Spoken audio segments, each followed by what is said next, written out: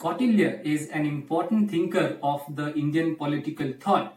In this new video, we are going to learn Kautilya and his important political ideas.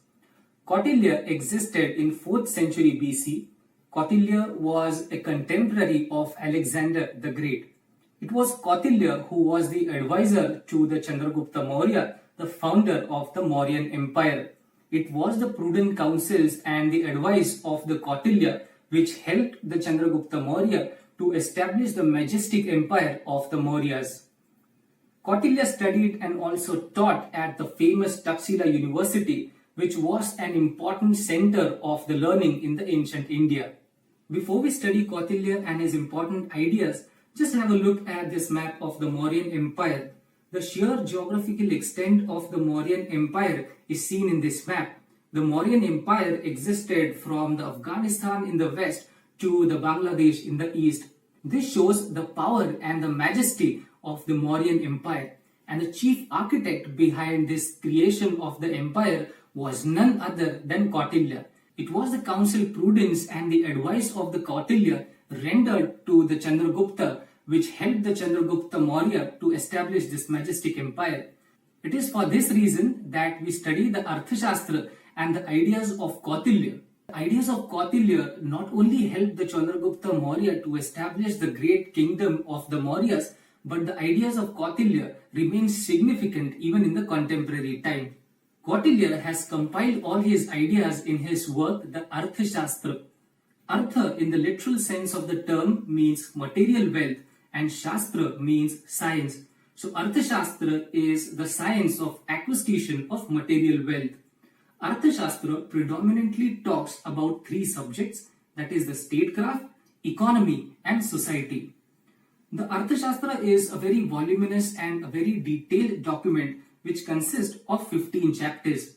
Chapter 1 to 5 talk about the internal matters of the state.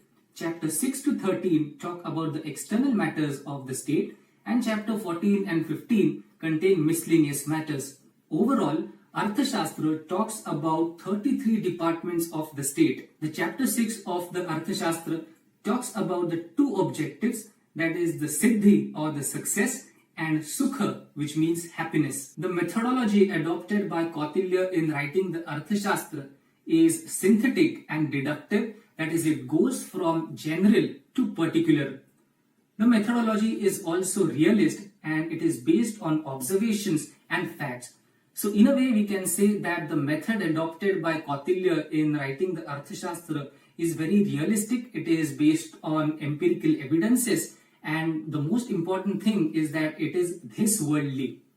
In writing Arthashastra, Kautilya continues the Indian tradition of Purva Paksha and Uttara Paksha, which means that Kautilya subscribes to the ideas of the ancient philosophers and ancient thinkers, while at the same time he refutes and goes against some of these ideas of the thinkers and establishes his own ideas. This is seen in the Arthashastra when Kautilya refers to Manu, Brihaspati and so on. At this point, it's important to note why Arthashastra is so important.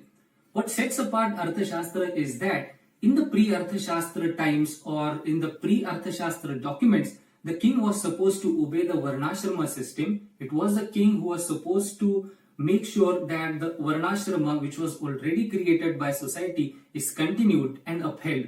Arthashastra drifts apart from this tradition. It is the Arthashastra who authorizes the king to make the laws.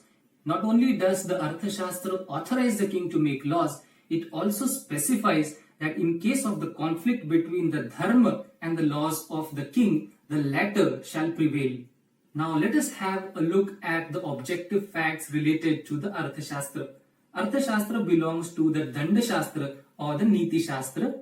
Arthashastra is related to the acquisition of land through wars. Arthashastra says that war is natural. We can say that Arthashastra is the first book of geopolitics. Geopolitics in simple terms means the acquisition of land through wars.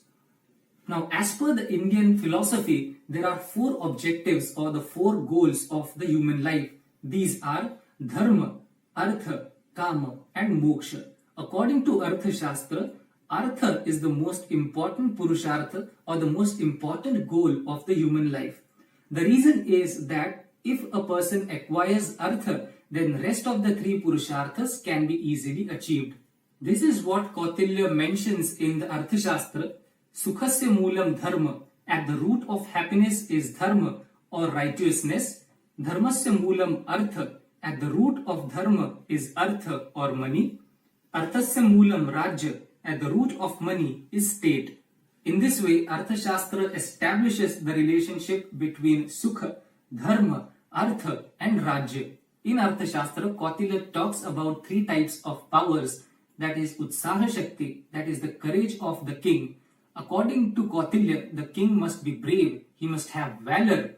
This is called as the Utsaha Shakti of the king. So in short, the king should have Utsaha Shakti and he should be passionate enough to become and aspire to become the Chakravarti Samrat. The second type of power which Arthashastra talks about is Prabhava Shakti, that is the economic and the military might of the state. And the third power is the Mantra Shakti, which is the good counsel and diplomacy.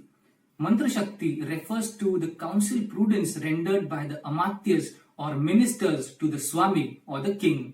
In short, the Arthashastra says that the king must have these three types of powers, and if the king possesses these powers, then it will translate into the overall strength and might of the Rajya or the state.